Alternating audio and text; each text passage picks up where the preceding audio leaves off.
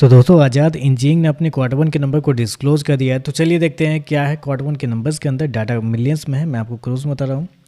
तो देखिए पिछले क्वार्टर में कंपनी 161 करोड़ का रिवेन्यू जनरेट की थी ऑपरेशन के थ्रू, पिछले साल 137 करोड़।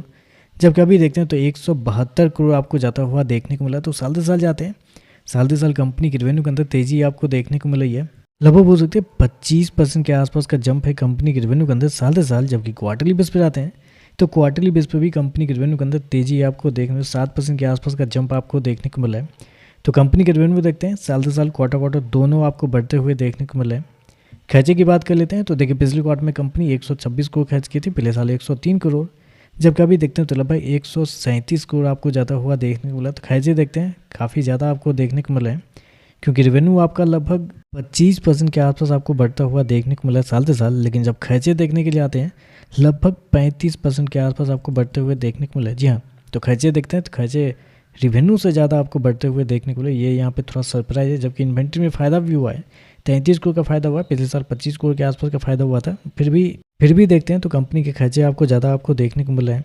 जो चीज़ जो यहाँ पे मुझे थोड़ा ज़्यादा नेगेटिव लग रहा है वो है कंपनी के फाइनेंस कॉस्ट। फाइनेंस कॉस्ट देखते हैं तो पिछले साल 6 करोड़ के आसपास थे, अभी देखते हैं तो लगभग 10 करोड़ के आसपास आपको देखने को मिला। फाइनेंस कॉस्ट देखते हैं आपको बहुत ही ज़्यादा आपको बढ़ते हुए देखने को मिला। इसका मतलब क्लियर है कि पिछले साल के मुकाबले इस साल में कंपनी के जो लोन्स है, डेप्ट जो है वो आपको बढ़ते हुए आपको देखने को मिले। वही देखने को मिला पिछले क्वार्टर में भी 9.5 करोड़ के आसपास था, अभी आपको बढ़ते हुए देखने को मिला। यानी कि आप कह सकते हैं कंपनी के जो कर्जे हैं वो धीरे धीरे आपको बढ़ते हुए आपको देखने को मिल रहे हैं, जो बेसिकली किसी भी कंपनी के लिए पॉजिटिव खबर तो नहीं होती है।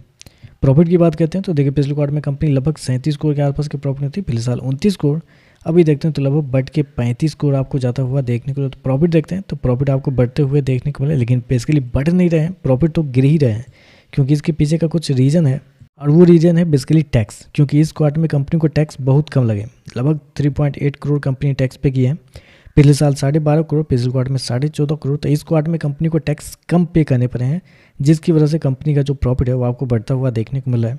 क्योंकि टैक्स से पहले का अगर प्रॉफिट देखने के लिए जाते हैं, जिसको ऑपरेटिंग प्रॉफिट करते हैं, 42 करोड़ से गिर के लगभग 39 करोड़ के आसपास आपको देखने को। तो प्रॉफिट देखते हैं 25% रेवेन्यू बढ़ने के बावजूद आपका प्रॉफिट गिरते हुए देखने को मिला, जबकि क्वार्टरली बेस पे 51 करोड़ से गिर के 39 करोड़ के आसपास देखने को मिला है।